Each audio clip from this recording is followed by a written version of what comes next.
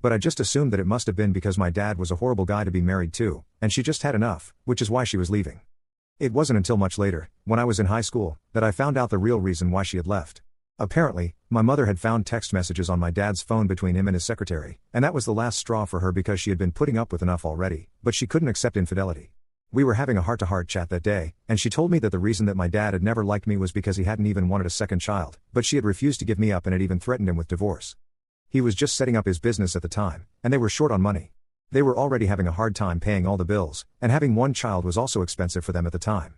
Another child would be difficult to handle, but my mother put her foot down and said that she was not going to give me up and would definitely go through with the pregnancy. They did have a babysitter at the time because even though my mother was working before I was born, my mother suggested that she would continue to work and would just borrow money from her dad, my grandpa, until my dad's business took off, and then they would return everything. But my dad was not on board with the idea of taking money from his father-in-law, so he told my mother that the only way he would agree to a second child was if she quit her job and stayed at home. He expected my mother to disagree with it and delete the pregnancy, but my mother didn't do so, and that's how things started falling apart between them. My mother acknowledged that both of them could have dealt with the problem better, but the way that my father had started resenting me and harming me after I was born made her feel terrible, and that's why she never tried to reconcile with him. She told me that the fact that I had such a terrible childhood was partly her fault and apologized to me for it because she felt like she should have left sooner but didn't because she believed that it would have a negative impact on us.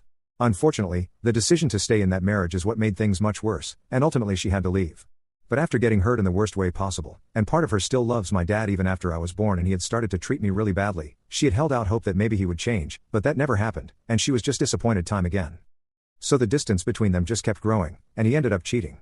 I love my mother, I really do, but I honestly think that she could have been honest with me about a lot of things way earlier than she chose to because she only told me about all of these things when I was in my final year of high school.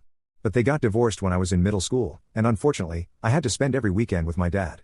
My parents had worked out a custody arrangement where I would spend the weekends with my dad, and my brother would spend the weekends with my mom. It worked because I hated spending time with my dad, and I hated my brother even more.